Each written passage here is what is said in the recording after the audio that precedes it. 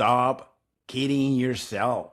Seriously, you're over 50. You have spent decades in an office. You're looking at these kids in their 20s on YouTube, sitting on a beach in Bali with a laptop covered in stickers, and you're thinking, that's it? That's my second act? I'm going to be a digital nomad now? I have some controversial news for you. The beach share lifestyle is mostly nonsense. Sand and keyboard do not mix. And more importantly, this lifestyle might not even be for you. There's so much confusion out there. People my age, people our age are mixing up taking a long vacation with a laptop with actually living a nomadic life. Today, we're going to clear the air. We're going to dig into what a silver digital nomad actually is and the truth about how we make money online. And by the end of this video, you're going to know if the bill fits or if you're better off just booking a 2-week vacation cruise and calling it a day. Let's start with the basics. I call my community the Silver Nomad Agora. A little bit of a Greek there, so, you know. The silver part, I don't think I have to explain that. But it is this two words that drive people crazy. Digital and nomad, where people get completely tripped up over. Let's tackle the digital part first, okay? The digital work is just the vehicle that you use to get paid, basically. I hear constantly people telling of my age, well, Elmer, I work in corporate management for 30 years. I can't be a digital nomad. I don't know how to code. Let me stop you right there. I'm an engineer by trade. Graduated from Texas A&M, class of 85. Woo! For decades, everyone, including myself, I was thinking that, an engineering job is a hands-on, books to the ground, is basically tie and sew, tied to a desk, but it's not. Here's what happened to me. A few years ago, actually more than a few years ago, almost 10 years, about 15 years ago, there was an outfit in Ciudad, Mexico, that hired me as an engineer. They had a big warehouses. They needed to automate and make it more energy efficient.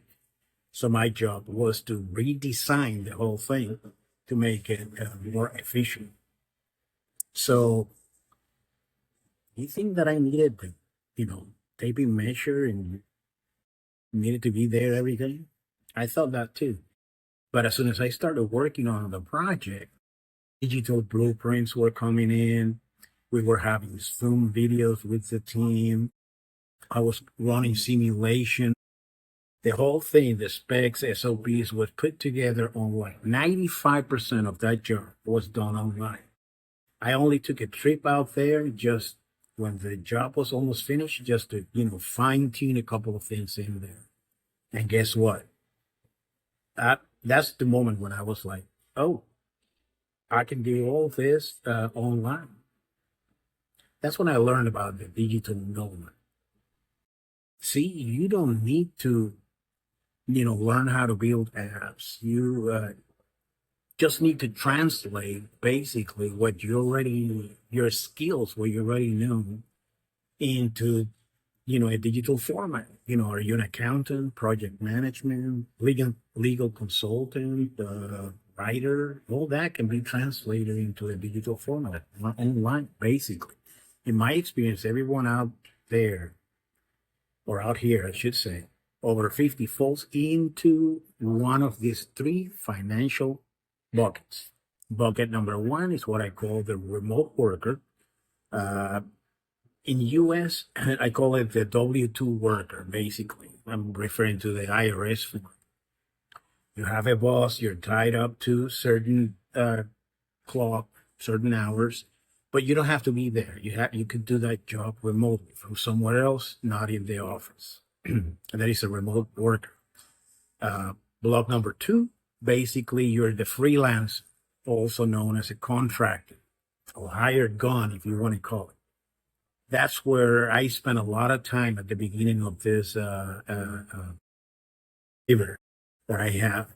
You basically get a 1099 IRS form at the end of the year for the contract and the services that you provide. You're basically a self-employed and you pay your self-employment tax.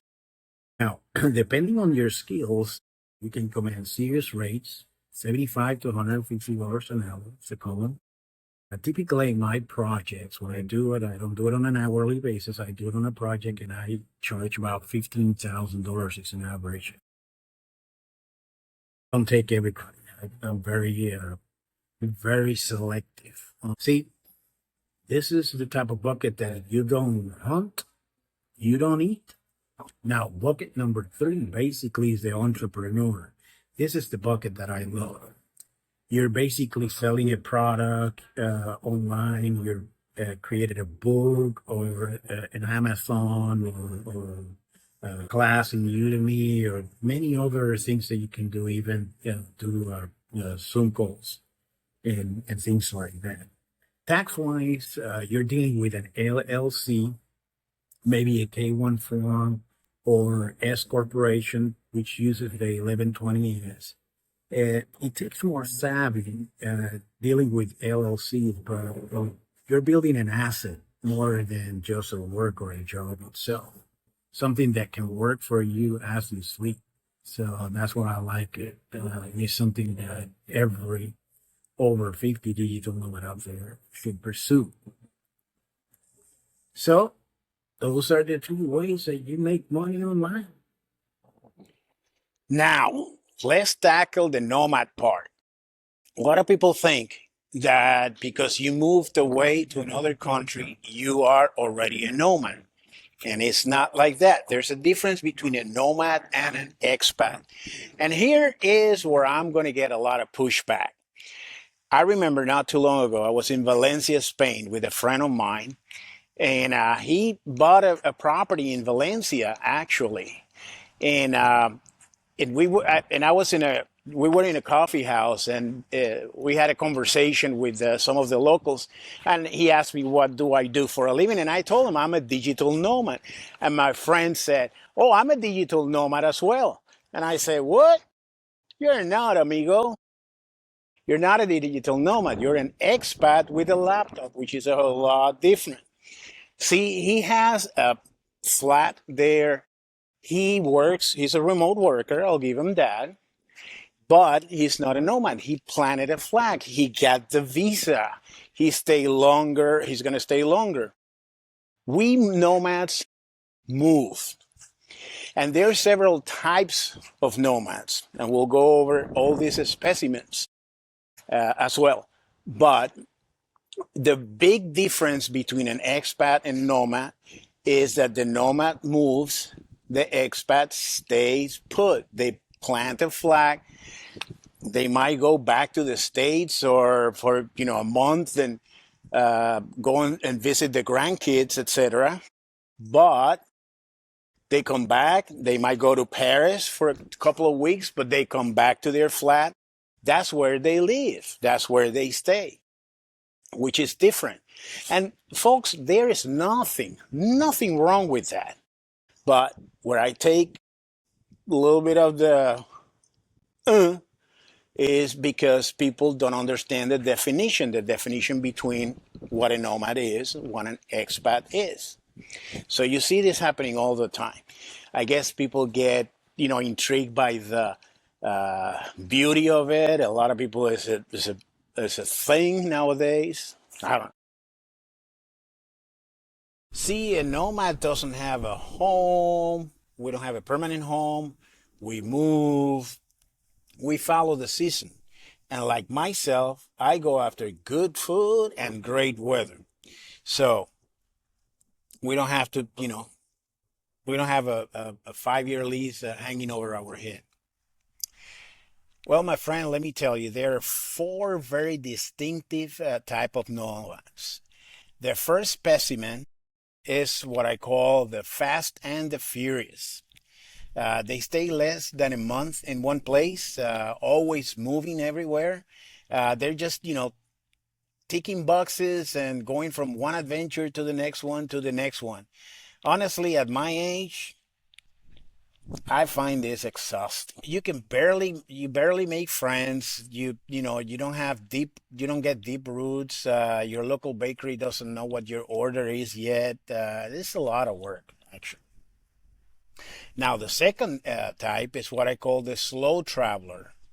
This one might stay up to a year in one place. This one is great because you can settle in, you can, really dig down into your roots of that particular place. But here's the catch. The catch is the bureaucracy of it. You need to, apply for visas. You might be subject to local taxes, paperwork, and, has its trade-off. Not that it's bad, it's just that you need to know what you're getting into it. Then you have the third type of nomad, or species, as I call it, and this is the seasonal nomad. That's me. We are the I call them the 75-24.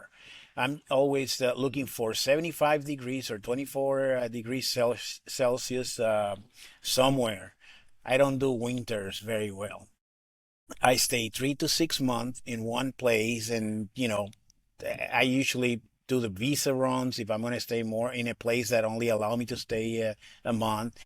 The Shenzhen area is 3 months. You can stay there for 3 months and then you can move on. So those are great. It works for me. This is what I've been doing for years.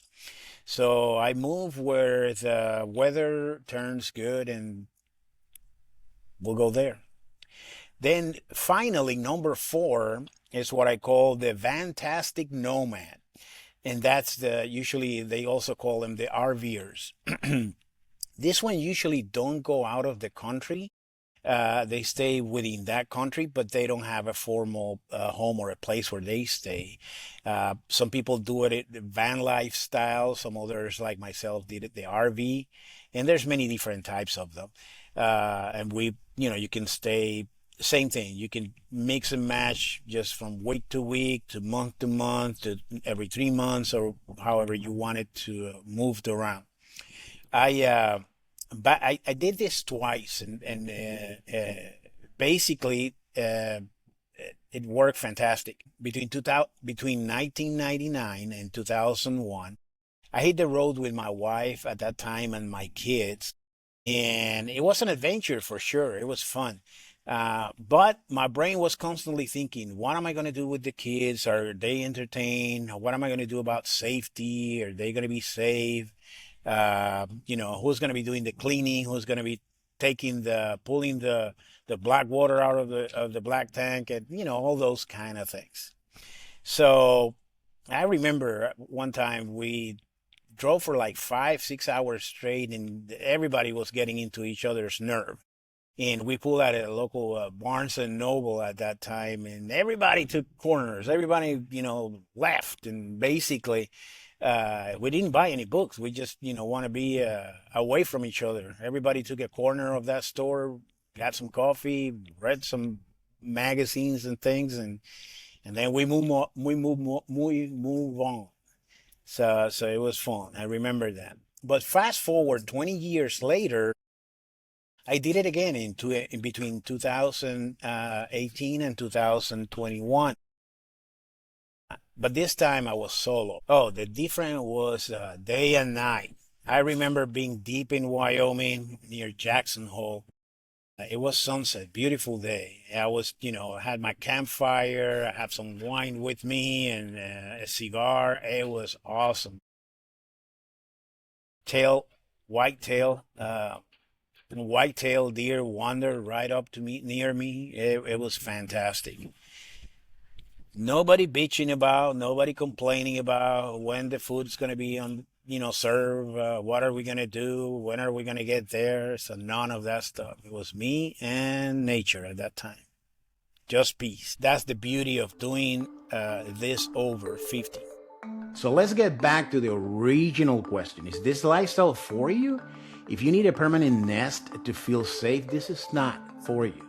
If you need the same doctor and your Tuesday night bridge club, this is not for you. But if you're ready to leverage those 30 years of work experience to fund a life where you chase the 75-degree weather, then welcome to the club. So right now I want you to do a self-audit. Are you an expat at heart or a true nomad? And do you have the skills to get that $150 an hour and work remotely? Let me know in the comments below. Agree or disagree? I read them all. Now, we have covered what a Silver Nomad is. And is it right for you? But I know the massive gap that's still sitting out there. You're probably thinking, okay, Elmer, I want the Wyoming Sunset, but how do I actually land the first $15,000 contract online? This is exactly what we're going to cover in the next videos in this series. I'm going to break down the how-tos about this lifestyle. So hit the subscribe button so you don't miss the thing, and I will see you on the road. Ciao.